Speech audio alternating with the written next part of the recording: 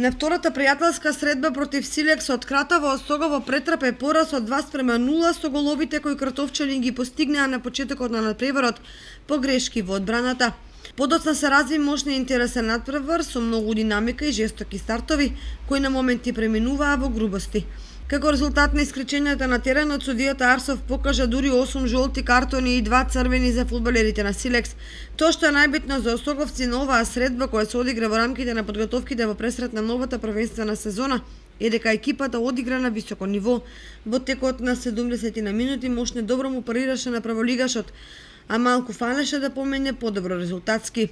Истовремено, неколку млади фудбалери сериозно се наметнуваат да се изберат место во првиот состав, што може да радува и да ја намали зависноста од ангажирање за силување од страна.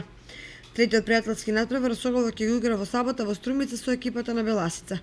За сега нема најави на нови контролни надпревари, но може да се очекува жолтосините полесни спартинг партнери да побараат во екипите од соседните општини, членови на третата лига, за да може да уигруваат напаѓачки варијанти и да ја подобрат ефикасноста.